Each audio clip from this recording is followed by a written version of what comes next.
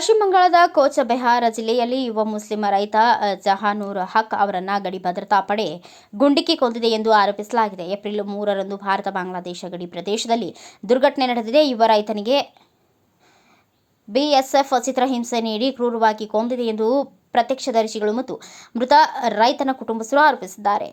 ಬೋರಾಮ್ ಪಿಯಾಸಿ ಗ್ರಾಮದ 24 ವರ್ಷದ ರೈತರನ್ನು ಬಿಎಸ್ಎಫ್ ಸಿಬ್ಬಂದಿ ತಡೆದು ಬಟ್ಟೆ ಬಿಚ್ಚಿ ಥಳಿಸಿದ್ದಾರೆ ಎಂದು ವರದಿಯಾಗಿದೆ. ರಾಷ್ಟ್ರೀಯ ಮಾನವ ಹಕ್ಕುಗಳ ಆಯೋಗಕ್ಕೆ ಕುಟುಂಬ ನೀಡಿದ ದೂರಿನ ಪ್ರಕಾರ ಬಿಎಸ್ಎಫ್ ಯೋಧರು ಜಹಾನೂರ್ ಅವರನ್ನು ತೀವ್ರ ಚಿತ್ರಹಿಂಸೆ ನೀಡಿ ಹತ್ಯೆ ಮಾಡಿದ್ದಾರೆ.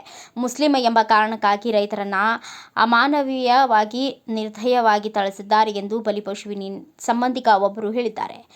ಒಬ್ಬ ಬಿಎಸ್ಎಫ್ ಜವಾನ್ ಜಹಾನೂರ್ನನ್ನು ನೆಲಕ್ಕೆ ಎಸೆದು ಅವನ ಎದೆ ಮೇಲೆ ಹತ್ತಿ ನೇರವಾಗಿ ಗುಂಡು ಹಾರಿಸುವುದನ್ನು ನೋಡಿದ್ದೇನೆ ಎಂದು ಪ್ರತ್ಯಕ್ಷದರ್ಶಿಯೊಬ್ಬ ವಿವರಿಸಿದ್ದಾನೆ. ಮೊದಲು ಗುಂಡು ಎದೆಗೆ ಬಿದ್ದ ನಂತರ ಇನ್ನೊಬ್ಬ ಬಿಎಸ್ಎಫ್ ಜವಾನ್ ಅವನ ತಲೆ ಮತ್ತು ಕಾಲಿಗೆ ಗುಂಡು ಹಾರಿಸಿದ್ರು. ಇದರಿಂದಾಗಿ ಅವನು ಸ್ಥಳದಲ್ಲಿಯೇ ಸಾವನ್ನಪ್ಪಿದನು ಎಂದು ಸಾಕ್ಷಿ ಹೇಳಿದೆ. ಘಟನೆಯ ಕ್ರೂರ ಸ್ವರೂಪದ ಹೊರತಾಗಿಯೂ ದೇಹವನ್ನು ಸುಮಾರು 6 ಗಂಟೆಗಳ ಕಾಲ ತೆರೆದ ಸ್ಥಳದಲ್ಲಿಯೇ ಬಿಡಲಾಗಿತ್ತು.